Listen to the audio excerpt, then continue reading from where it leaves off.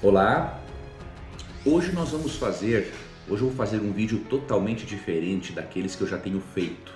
Eu farei uma comparação entre três obras, mas antes eu já quero dizer para você o seguinte, para você que gosta da primeira obra que eu vou mencionar, ou que você se identifica com a ideologia dessa primeira obra, não fique nervoso, não fique nervosa, não fique irritado, não fique irritada, antes de eu concluir o meu pensamento.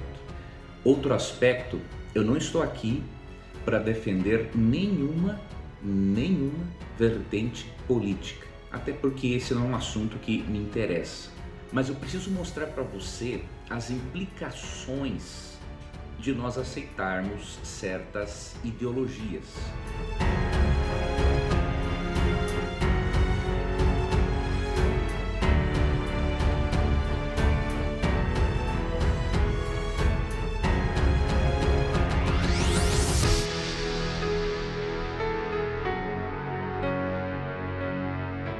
Muitos cristãos sinceros não conhecem as reais implicações, por exemplo, de aceitarem algumas ideias do filósofo alemão Karl Marx. Pois eu vou fazer uma comparação breve, obviamente, entre uma de suas obras, Manifesto do Partido Comunista. Vou comparar esta obra com a Bíblia e também com uma obra escrita por Ellen White intitulada Atos dos Apóstolos. Vamos fazer um contraste breve entre essas três obras para vermos se existe qualquer tipo de harmonia entre marxismo e cristianismo, ok? Antes de você tirar conclusões acerca do que eu vou falar, eu lhe peço uma outra coisa. Depois do vídeo, leia todo o artigo que eu escrevi sobre o assunto. Eu reconheço que é um artigo mais forte, ok? Mas ali eu estou apresentando algumas opiniões pessoais minhas, algumas impressões de minhas leituras, então não necessariamente eu esteja 100% certo. Você pode nos comentários escrever, corrigir-me sem nenhum problema. Agora, algo que eu deixo de aviso de antemão, quando ler o artigo e comentá-lo, eu peço que você, quando comentar ou contradisser, apresente dados bíblicos, ou do livro Atos dos Apóstolos de Ellen White, ou que você reinterprete ou mostre que a sua leitura de Manifesto Comunista foi mais correta que a minha. Então eu preciso de dados. Xingamentos, simplesmente dizer eu não concordo e não sei o que, isso não adianta nada, o mínimo que nós temos que fazer quando discordamos de uma ideia é termos fundamentação para discordarmos dessa ideia, E outra coisa que eu peço a você é que analise esse assunto com oração, com carinho, converse com Deus a respeito. Não é porque o Leandro está falando, porque outra pessoa fala, que você tem que acreditar ou não. Você tem que confiar em Deus, você tem que buscar em Deus as respostas para aquilo que você tanto necessita e julga ser correto.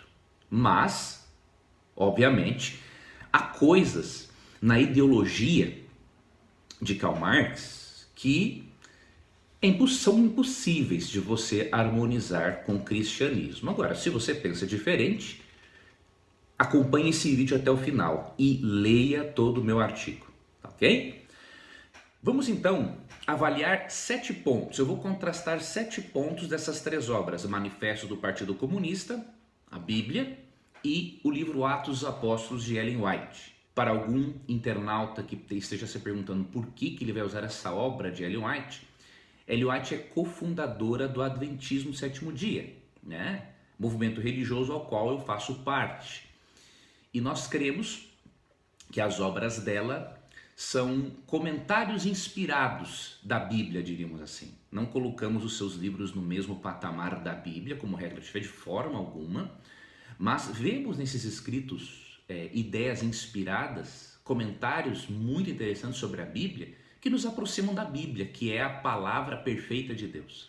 Tá? Então, eu estou usando essas 3 obras até porque várias pessoas da minha igreja precisam entender que existem diferenças gritantes, não só entre a Bíblia e Manifesto do Partido Comunista, quanto diferenças entre Atos dos Apóstolos de Ellen White, entre outras obras. Eu peguei apenas uma, e Manifesto do Partido Comunista. Alguém poderá argumentar, mas hoje em dia não se acredita e não se aceita tudo que está no Manifesto do Partido Comunista. Não se aceita tudo, na verdade, diríamos assim, na fala, né? Porque na prática, quando os princípios são colocados em prática em certos países, na verdade se demonstra assim que aceita-se tudo.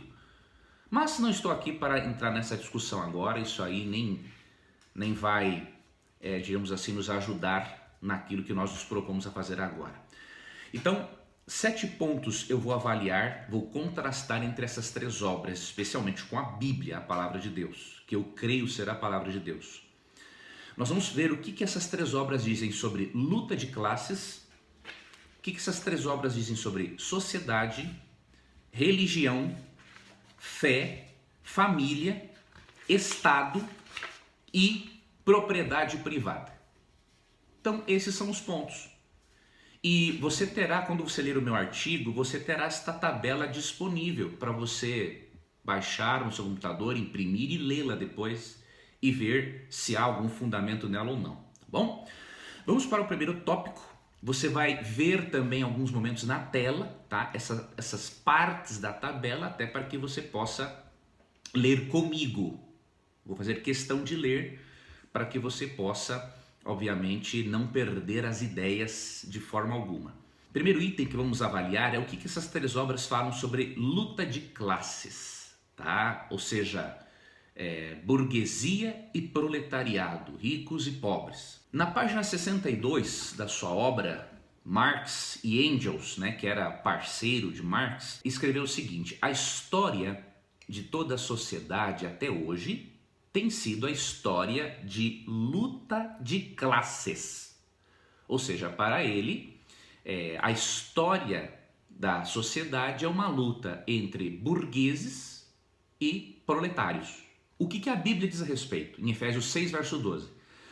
Pois nós não lutamos contra inimigos de carne e sangue, ou seja, a luta do cristão não é contra seres humanos, mas contra governantes e autoridades do mundo invisível, contra poderes neste mundo de trevas e contra espíritos malignos nas esferas celestiais. Então você vê que a diferença é muito grande. Para Karl Marx, né, tudo se centraliza na luta entre burgueses e proletários. Na Bíblia, a luta não é entre classes de seres humanos. A luta da qual nós fazemos parte e com a qual devemos nos preocuparmos é uma luta entre classes de anjos. Anjos bons de um lado e anjos maus do outro. Já Ellen White, no seu livro Atos dos Apóstolos, escreveu o seguinte: Deus está hoje buscando pessoas entre os grandes, bem como entre os humildes. Deus não faz separação entre burgueses e proletários, entre burguesia e proletariado. Ellen White e a Bíblia, né, está totalmente de acordo com isso, diz que Deus está buscando para o reino dos céus grandes e humildes. E complementando o assunto do conflito cósmico, né, e não simplesmente de um conflitinho social, na página 219, a primeira citação de Ellen White que eu li está na página 139, na página 219 ela diz assim: até o fim do tempo haverá conflito entre a igreja de Deus e os que estão sob o controle dos anjos maus. Então veja que a luta para a Bíblia e para Ellen White se dá num conflito cósmico, ok? A luta não é entre classes de seres humanos, mas entre classes de anjos. Na tabela você está percebendo que há mais coisas. Eu vou pedir que você leia depois no artigo, porque tem coisas aqui muito interessantes. Eu vou ler apenas um item de cada parte, até para nós não estendermos tanto no vídeo, tá bom? Então você vê que sobre luta de classes, Manifesto do Partido Comunista, Bíblia e o livro Atos dos Apóstolos, de Ellen White, não combinam em nada. Sociedade. Na página 63 de Manifesto do Partido Comunista, Marx e Engels escreveram o seguinte: toda a sociedade está dividida cada vez mais em dois grandes campos hostis, em duas grandes classes em confronto direto, a burguesia e o proletariado. Então esta era a opinião deles. Quando nós vamos para a Bíblia e para Ellen White, nós vemos que isso não tem nada a ver. Por exemplo, em Gênesis 13, verso 2, Abrão, né, que depois ia ser Abraão, que é o pai da fé, Abrão era muito rico e tinha muitos rebanhos, prata e ouro. Em nenhum momento a Bíblia apresenta Abrão como um opressor da classe desfavorecida. A Bíblia não tem essa preocupação. A Bíblia se preocupa muito em ensinar o rico a repartir, ajudar aos pobres. Mas também a Bíblia ensina que ao mesmo tempo que os pobres têm que ser ajudados, os pobres também devem aprender a ajudarem a si mesmos. Mas esse é um outro assunto que eu não vou entrar agora. Então veja, a Bíblia apresenta Abraão como um homem muito rico, entre outros personagens. Não apresenta como um burguês opressor, não apresenta mesmo.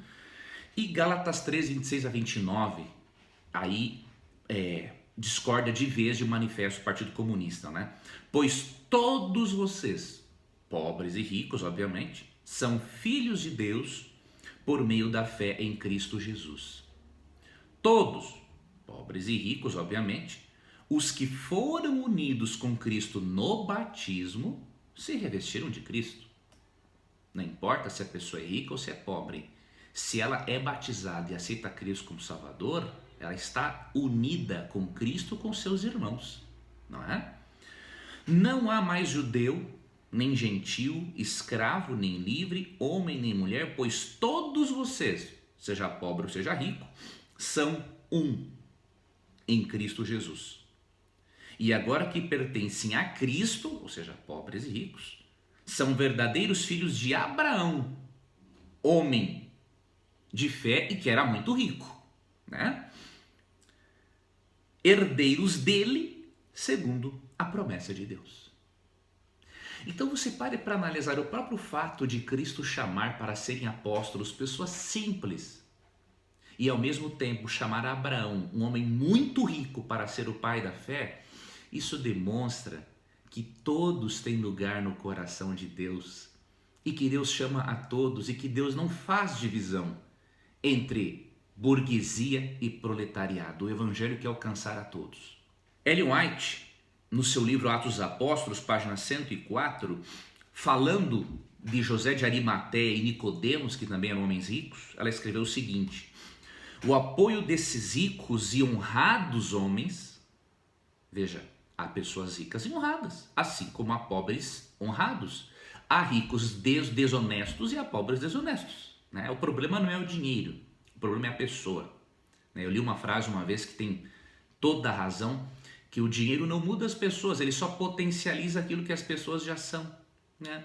Se uma pessoa é egoísta e ganha mais dinheiro, o egoísmo é potencializado. Se uma pessoa é altruísta, benevolente, o dinheiro vai potencializar a benevolência dela. Então o problema é a pessoa, não é um papel, não é um símbolo, né? O apoio desses ricos e honrados homens era grandemente necessário naquela hora de trevas. Eles puderam fazer por seu mestre morto o que teria sido impossível para os pobres discípulos. E sua riqueza e influência os protegeram, em grande medida, da maldade dos sacerdotes e príncipes. Então você vê que enquanto Marx via a sociedade dividida em dois campos hostis, não é? Burgueses e proletários, a Bíblia iguala a todos em torno da cruz. E Ellen White até falar bem de José de Arimateia e Nicodemos, chamando-os de homens ricos e honrados, cujas riquezas inclusive os protegeram em grande medida da maldade dos sacerdotes e príncipes. Então, a diferença entre essas três obras a respeito da sociedade também é gritante. Vamos ver religião. O que essas três obras falam sobre religião? Manifesto do Partido Comunista, na página 76. As leis, a moral e a religião são para ele, o proletário, outros tantos preconceitos burgueses, atrás dos quais se escondem outros interesses burgueses. Então, lei, moral e religião são preconceitos burgueses atrás dos quais se escondem outros interesses burgueses. Agora, quando você vai para a Bíblia, você percebe que a moral, ela não é de interesse da burguesia, porque na verdade, quando nós vamos para o Decálogo, em Êxodo 20, 11 a 17, em Deuteronômio 5, 1 a 21, nós percebemos que o Decálogo ele foi escrito pelo próprio Deus. Êxodo 31, 18 diz que os 10 mandamentos, o resumo do código moral divino, foram escritos pelo próprio dedo de Deus e entregues a Moisés. Então, a moral não tem nada a ver com o interesse de burguesia, de acordo com a Bíblia. Sobre religião, a Bíblia diz o seguinte em Efésios 5, 27. Assim o fez para apresentá-la a si mesmo como igreja gloriosa, sem mancha, ruga ou qualquer outro defeito, mas santa e sem culpa. Ou seja, o propósito de Cristo, com a sua morte na cruz, é preparar uma igreja gloriosa para recebê-lo sem mancha e sem defeito. Então a religião é chamada de gloriosa. Para Marx, a religião era parte dos preconceitos burgueses. E Ellen White, no Atos dos Apóstolos, página 9, a igreja é o instrumento apontado por Deus para a salvação dos homens. Foi organizada para servir e sua missão é levar o evangelho ao mundo. Página 11, a igreja é a fortaleza de Deus, sua cidade de refúgio, que ele mantém num mundo revoltado. Existe a possibilidade de haver qualquer harmonia entre Manifesto do Partido Comunista, Bíblia e Ellen White? Impossível. Se você enxergar harmonia nessas três ideias aqui, você está com algum problema de leitura, não é? Então, analise, reflita no que você ler e seja humilde para reconhecer que, quem sabe, você abraçou uma ideologia simplesmente por falta de dados e de conhecimento. Vamos ver o que essas obras agora falam sobre a fé. Na página 105, existe ali no Manifesto do Partido Comunista algumas condições para a pessoa fazer parte da Liga dos Comunistas. E uma das condições, está na página 105, é o seguinte: profissão de fé comunista. Não é para professar fé em qualquer outra coisa, não. É para professar fé comunista. Isso está na página 105. Já Efésios 4:5 diz assim: há um só Senhor, uma só fé, um só batismo. A única fé verdadeira para a Bíblia é a fé em Cristo. Aqui está excluído fé comunista ou qualquer outro tipo de fé. Há uma fé verdadeira, há um Senhor verdadeiro e há um batismo verdadeiro, de acordo com Efésios 4:5. Judas 1:3 chega a dizer que você deve batalhar unicamente por esta fé da Bíblia, por esta fé cristã. Se você batalhar por outra fé, você não está sendo um cristão obediente à Bíblia. O que Judas diz aqui? Amados, quando empregava toda a diligência em escrever-vos acerca da nossa comum salvação, foi que me senti obrigado a corresponder-me convosco, exortando-vos a batalhardes diligentemente pela fé, que uma vez por todas foi entregue aos santos. Esta é a fé cristã, é a fé em Cristo Jesus, como aquele que foi crucificado no nosso lugar e que foi ressuscitado e que hoje se encontra no céu como nosso sumo sacerdote. É por esta fé que você deve batalhar, não é pela fé, entre aspas, porque Marx era ateu, não é pela fé comunista que você deve batalhar de forma alguma. No livro Atos dos Apóstolos, tem duas citações que eu separei, página 23 e página 530. Vou ler a página 530, depois você pode no artigo ler a outra. Tendo recebido a fé do Evangelho, o trabalho seguinte do crente é acrescentar virtude ao seu caráter, e assim purificar o coração e preparar a mente para a recepção do conhecimento de Deus. Ou seja, ela diz que após recebermos a fé do Evangelho, o nosso próximo trabalho é acrescentar virtude ao caráter e ir purificando o nosso coração, preparando a nossa mente para recebermos mais conhecimento de Deus ainda. Então a fé é um preparo, a fé bíblica, a fé cristã é um preparo para nós recebermos mais conhecimento de Deus. Ou seja, ela não fala também em fé comunista, nem de perto. Vamos ver agora o que essas três obras dizem sobre família. Eu peguei aqui 3 citações, não vou ler todas aqui agora por causa do tempo, mas você pode ler no artigo. Marx e Engels escreveram o seguinte: supressão da família. Até os mais radicais se indignam com esse propósito infame dos comunistas. Sobre o que se baseia a família atual, a família burguesa? Sobre o capital, sobre o ganho privado. Simplesmente para ele, a família burguesa só se baseia no capital e no ganho privado, como se a família não tivesse mais nada para pensar a não ser dinheiro. E aí segue, página 84. A enganadora retórica burguesa sobre a família e a educação, sobre a relação sagrada de pais e filhos, ou seja, isso aqui, a relação sagrada entre pais e filhos para Marx e Engels era enganadora retórica da burguesia. Torna-se tanto mais repugnante em consequência das ações da indústria moderna. Obviamente que nos dias dele havia uma exploração industrial em relação aos pobres. Agora, confundir a relação sagrada entre pais e filhos com a exploração industrial da época, não sei se isso foi má intenção da parte dele ou ignorância, né? Uma coisa não tem nada a ver com a outra.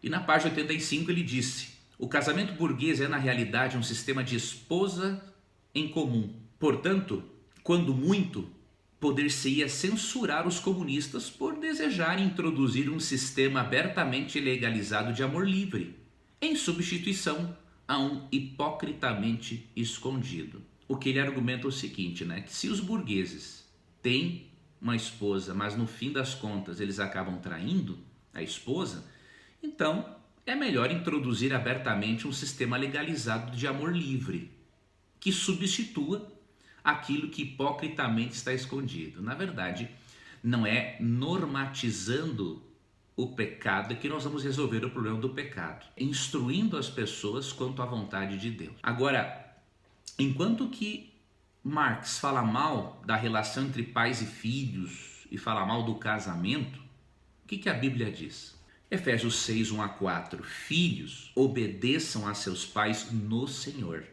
porque isso é o certo a fazer. Honre seu pai e sua mãe. Esse é o primeiro mandamento com promessa. Se honrar pai e mãe, tudo lhe irá bem e terá vida longa na terra. Pais, não tratem seus filhos de modo a irritá-los. Antes, eduquem-nos com a disciplina e a instrução que vem do Senhor. Então a Bíblia apresenta assim uma relação sagrada entre pais e filhos.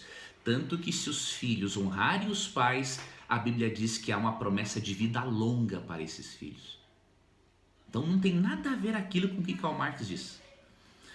Quanto a introduzir um sistema legalizado e aberto de amor livre, a Bíblia diz em Gálatas 5,16: digo, porém, andai no Espírito e jamais satisfareis a concupiscência da carne.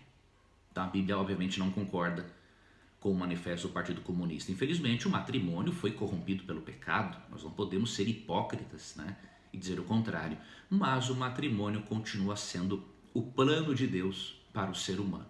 E aí Ellen White, falando sobre família, na página 203 de Atos dos Apóstolos, diz o seguinte: o pai de Timóteo era grego e a mãe judia. Desde criança, ele conhecia as Escrituras. A piedade que ele presenciara em sua vida doméstica era sã e sensata. A generalização que Marx fez é totalmente imatura, né? Existem famílias desestruturadas, mas existem tantas famílias estruturadas, não é? que são um exemplo para a sociedade, que provém um ambiente seguro e amável para os filhos. Então não se pode generalizar, não é? A confiança de sua mãe e de sua avó nos sagrados oráculos lembravam-lhe continuamente as bênçãos que há em fazer a vontade de Deus. A palavra de Deus era a regra pela qual essas duas piedosas mulheres haviam guiado a Timóteo. O poder espiritual das lições que delas recebera conservou-o puro na linguagem e incontaminado pelas más influências de que se achava rodeado. Assim, a instrução recebida através do lar havia cooperado com Deus em prepará-lo para assumir responsabilidades. Então, assim como aconteceu com Timóteo, né, a instrução recebida através do lar, na cooperação com Deus, nos prepara para grandes responsabilidades. Destoa totalmente também o que Manifesto do Partido Comunista afirma sobre família, a Bíblia e Atos dos Apóstolos de Ellen White.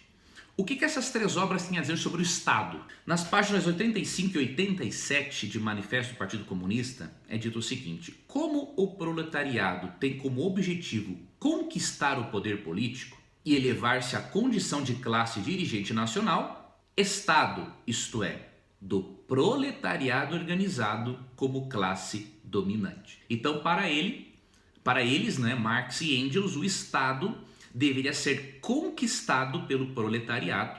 E quando você vê isso na obra Manifesto do Partido Comunista, isso tem que ser conquistado à força. Em contrapartida, o que a Bíblia diz sobre o Estado? Vamos ler aqui 1 Pedro 2, 13 a 17. Por causa do Senhor, submetam-se a todas as autoridades humanas, seja o rei como autoridade máxima, sejam os oficiais nomeados e enviados por ele para castigar os que fazem o mal e honrar os que fazem o bem. É da vontade de Deus que, pela prática do bem, vocês calem os ignorantes que os acusam falsamente, pois vocês são livres e, no entanto, são escravos de Deus. Não usem sua liberdade como desculpa para fazer o mal. Tratem todos com respeito e amem seus irmãos em Cristo. Temam a Deus e respeitem o rei. Então a Bíblia não manda tomar à força o Estado. Pelo contrário, respeitá-lo. O Estado é perfeito? Obviamente que não. É dirigido por pessoas pecadoras. Mas existem leis. E Deus se utiliza do Estado como instrumento para impor leis aos criminosos. Você pode ler isso também em Romanos 13, 1 a 7. E não leis só aos criminosos, mas aos cidadãos, para que a sociedade possa viver em ordem e em harmonia. Página 69 do livro Atos dos Apóstolos, também falando sobre o Estado. Cumpre-nos reconhecer o governo humano como uma instituição designada por Deus e ensinar obediência a ele como um dever sagrado dentro de sua legítima esfera. Mas quando suas exigências se chocam com as indicações de Deus, temos que obedecer a Deus, de preferência aos homens. Ela diz que devemos reconhecer o governo humano como uma instituição designada por Deus e devemos aprender a obedecê-la como um dever sagrado. Nós não devemos ser aí revoltadinhos, sair por aí, fazer manifestação, quebrar tudo que pertence aos outros, nada disso. Nós temos que seguir leis do Estado. Agora, se em algum momento essas leis do Estado irem contra as leis divinas, nós vamos ficar ao lado de Deus, que é a nossa autoridade suprema, e aí nesse aspecto o Estado que se dane, se quiser que nós desobedeçamos ao Criador. Do contrário, enquanto isso não acontecer, a nossa obediência é um dever sagrado às autoridades, de acordo com Ellen White. E o último aspecto, o que essas três obras dizem sobre propriedade privada? Na página 76 e 82 do Manifesto do Partido Comunista, é dito o seguinte: os proletários nada têm de seu a salvaguardar. Sua missão é destruir todas as garantias e seguranças da propriedade privada até então existentes. Página 82, em suma, acusam-nos de querermos suprimir a vossa propriedade, pois é isso mesmo que queremos. Uma coisa que eu tenho que apreciar em Marx e Engels é a sinceridade. Eles não ficam escondendo-se por trás da retórica, né? Eles dizem, não, nós queremos isso mesmo, suprimir a propriedade de vocês mesmos. É isso mesmo que nós queremos. Você que de certa forma gosta de certas ideologias, né, de Marx e Engels, pode ter certeza que se eles pudessem, eles suprimiriam a sua propriedade também, a sua casa, pode ter certeza, tá? Não ia poupar a sua também. Apesar de que, se fosse totalmente fiel à fé comunista, aí a sua seria preservada com certeza. Agora, o que a Bíblia tem a dizer sobre isso? Êxodo 20, verso 15. Não furtarás. Você pegar o que é dos outros, seja escondido ou através da força, é roubo. É transgressão aberta, o 8º mandamento da lei de Deus. Né? E de acordo com a Bíblia, um ladrão inconverso, ele não vai para o reino dos céus. Isso está em 1 Coríntios 6, verso 10. Simples assim. E em Êxodo 22, 1 a 4, olha a valorização que a Bíblia dá à propriedade privada, à sua casa, né, ao seu sítio, à sua fazenda. Não importa. Se alguém roubar um boi ou uma ovelha e matar o animal ou vendê-lo, o ladrão pagará 5 bois para cada boi roubado e 4 ovelhas para cada ovelha roubada. Ou seja, se alguém pegasse algo de alguém, ele ia ter que devolver 4 ou 5 vezes mais. Você entendeu? Porque Deus valoriza o que é das pessoas. Se um ladrão for pego em flagrante arrombando uma casa e for ferido e morto no confronto, a pessoa que matou o ladrão não será culpada de homicídio. Mas se isso acontecer durante o dia, a pessoa que matou o ladrão será culpada de homicídio. O ladrão que for pego restituirá o valor total daquilo que roubou. Se não puder restituir o valor, será vendido como escravo para pagar pelos bens roubados. Algo justíssimo. Se ele roubou, se desfez do roubo e usou dinheiro e não pode devolver para a pessoa, então vá trabalhar para pagar a pessoa. Se alguém roubar um boi, um jumento ou uma ovelha e o animal for encontrado vivo em poder do ladrão, ele pagará o dobro do valor do animal roubado. Você já pensou que bênção seria se esta lei existisse na Constituição brasileira? Lógico que não vai existir isso, né? O Código Penal brasileiro não vai fazer isso, porque senão os políticos que roubam teriam que devolver 4 vezes mais do que roubaram, e isso não vai ser do interesse deles, óbvio, né? E Ellen White? É uma única citação que eu não vou tirar do livro Atos dos Apóstolos. Essa citação eu tirei do livro Temperança, página 47. O que ela fala sobre propriedade privada? Unicamente os homens estritamente temperantes e íntegros devem ser admitidos em nossas assembleias legislativas e escolhidos para presidir nossas cortes de justiça. Agora ela vai explicar o porquê. As propriedades, a reputação e a própria vida se acham inseguras quando deixadas ao juízo de homens intemperantes e imorais. Para Ellen White, qualquer homem que qualquer pessoa nas cortes de justiça que coloca em risco propriedades, a vida das pessoas, né? E deixam as pessoas inseguras quanto ao juízo, esses homens são intemperantes e imorais. Mas claro, não é? Que o sol ao meio-dia. E aí, ela continua, olha que interessante. Querem os homens ter seus bens seguros, ou seja, ela não é contra você ter segurança dos seus bens. Coloquem-nos nas mãos que levam as marcas da crucifixão. Olha que bonito. Querem aproveitar seus rendimentos, não é errado aproveitar os seus rendimentos. Usem-nos para abençoar os necessitados e os sofredores. Querem aumentar suas posses, não é errado aumentar suas posses. Acatem a ordem divina, honra ao Senhor com a tua fazenda e com as tuas primícias de toda a tua renda, e se encherão os teus celeiros abundantemente e transbordarão de mosto os teus lagares. Provérbios 3, versos 9 e 10. Então, isso aqui está na página 345 do livro Temperança, e ela comenta isso de acordo com a Bíblia.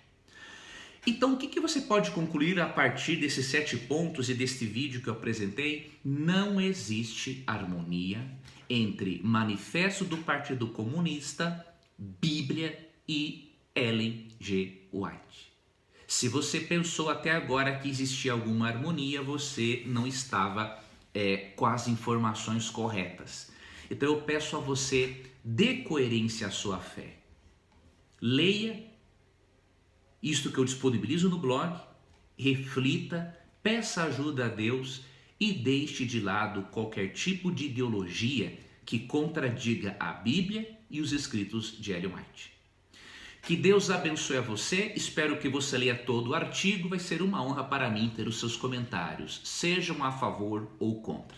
Um forte abraço e até um próximo estudo. Talvez você precise de ajuda para instruir seu filho adolescente a permanecer nos caminhos de Deus, a ter maior maturidade para enfrentar a vida e, obviamente, para ter saúde emocional enquanto aguarda a volta de Cristo.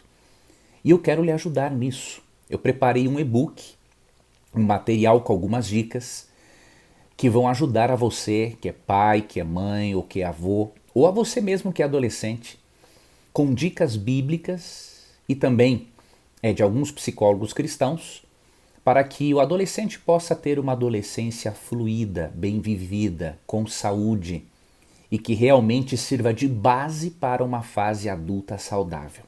Então, se você quiser receber este material, bem como uma série de e-mails que eu enviarei sobre este assunto, você pode ir aqui na descrição do vídeo, clicar no link, digitar os seus dados e aí eu poderei mandar para você. Imediatamente você poderá fazer o download do e-book, será um presente meu para você, para que você seja estimulado, estimulada a aprender mais e a cuidar do bem mais precioso que você e eu temos, que são os nossos filhos. Eu criei um clube de amigos, um clube de assinantes, para eu poder manter uma relação mais íntima com alguns dos meus internautas, telespectadores e ouvintes.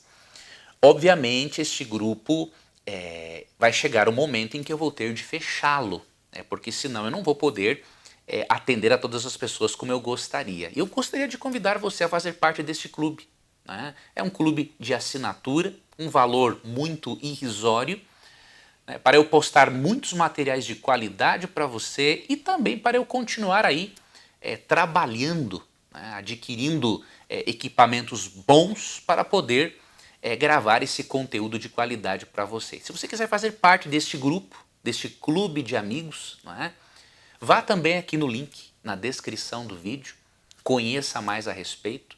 Nós temos inclusive já um grupo no Telegram somente para esses assinantes e ali vamos recebendo as dúvidas para que nós possamos fazer lives, uma live por mês, entre outras coisas, eu estarei fazendo para este grupo, tá bom? Então será uma honra para mim ter você como parte desse clube de amigos, para eu poder lhe ajudar em sua caminhada cristã.